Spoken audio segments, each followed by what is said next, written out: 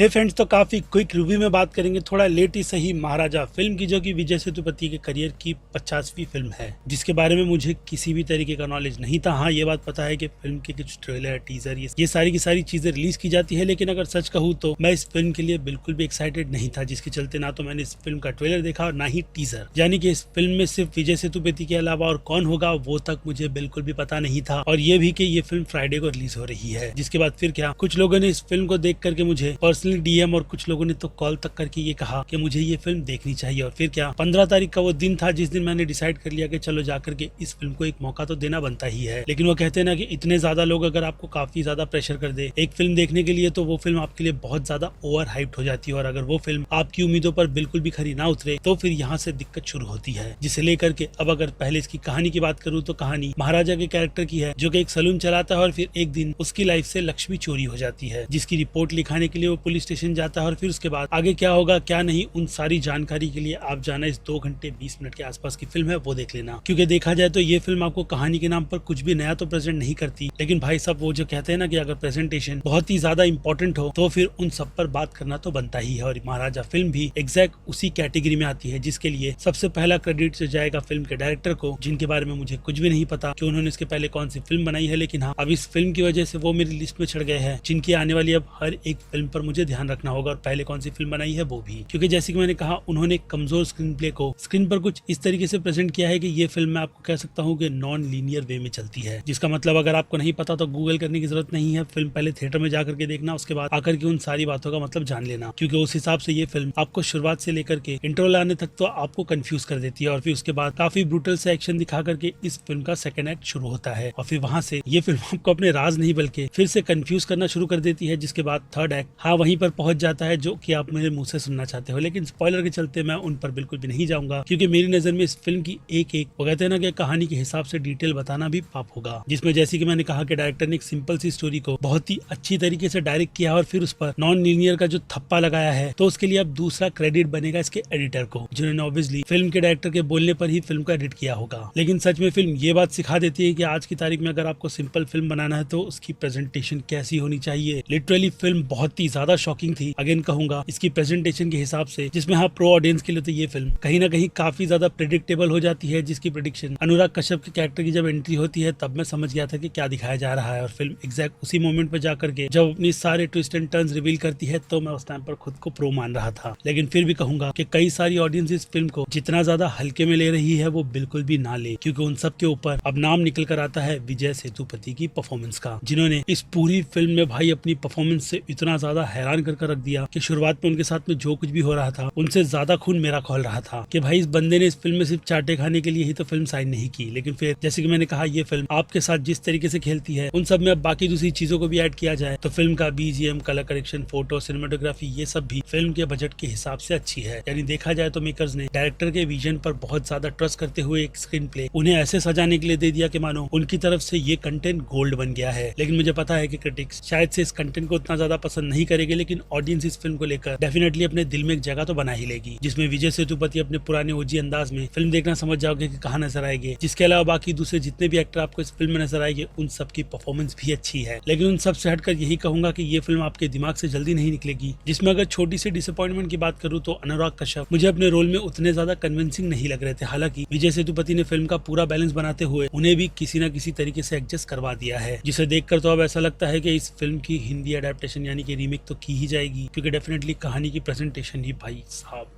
बहुत ज्यादा तगड़ी है। जिन सबसे हटकर अब फिल्म की रेटिंग्स की बात की जाए तो एक्शन के लिए इस फिल्म ने जिस तरीके का सरप्राइज मुझे दिया है उसे ध्यान में रखकर मैं इस फिल्म को 5 में से 3.5 स्टार की रेटिंग दूंगा। तो वहीं बात की जाए इस सीरियस फिल्म की कॉमेडी की, तो कॉमेडी के लिए ये फिल्म 5 में से 3 स्टार डिजर्व करेगी। जी हाँ, 3 स्टार, जो कि अगेन इस फिल्म में मैंने तो सोचा नहीं था। और फिर उसके बाद बात की जाए ड्रामा की, तो पूरा बोलबाला फिल्म के जी हाँ स्क्रीन प्ले का ही है, जिससे बहुत ही अच्छी तरीके से खेलते हुए मेकर्स ने मेरी नजर में इस फिल्म को ड्रामा की इस कैटेगरी में 5 में से 3.5 स्टार की कैटेगरी में लाकर रख दिया है। और फिर बात की जाए फिल्म के सस्पेंस की, तो जैसे कि मैंने कहा फिल्म का सस्पेंस मेरे लिए इतने प्रो लेवल का नहीं था, लेकिन बाकी दूसरी ऑडियंस इस फिल्म के सस्पेंस को कहीं ना कहीं 5 में से 5 स्टार की रेटिंग में रखेगी, लेकिन मेरे लिए ये रेटिंग 5 में से 3 स्टार से ज्यादा की नहीं रहेगी, क्योंकि अगर देखा जाए तो फिल्म में नॉन लीनियर के नाम पर कुछ डिसअपॉइंटमेंट दी गई है, लेकिन उन पर फिल्म के एंड ने वो कहते हैं ना कि पूरी तरीके से पानी लगा करके ऐसा धोया है कि मैं उन चीजों को करूंगा इग्नोर। जिसके बाद बात की जाए फिल्म के हॉरर और थ्रिल की, तो फिल्म में जैसे कि मैंने कहा आपको ब्रूटैलिटी के साथ साथ थ्रिल के कुछ अच्छे मोमेंट भी दिखाए गए हैं, जिन्हें ध्यान में रखकर ये दोनों ही कैटेगरी इस फिल्म में 5 में से 2.5 स्टार तो डिजर्व करती ही है। जिसके बाद बात करें मास ऑडियंस की, तो मास ऑडियंस इस फिल्म को A+ की कैटेगरी में रखेगी। तो वहीं बात की जाए क्रिटिक्स की, तो क्रिटिक्स की राय इस फिल्म को लेकर के A- की रहेगी, जिनसे उतना भी ज्यादा ना एग्री करते हुए मैं इस फिल्म को A की कैटेगरी में रख करके यही कहूंगा कि थिएटर जाओ, जो लैंग्वेज में लगी है सबटाइटल की मदद से देखो, फिल्म काफी आसानी से समझ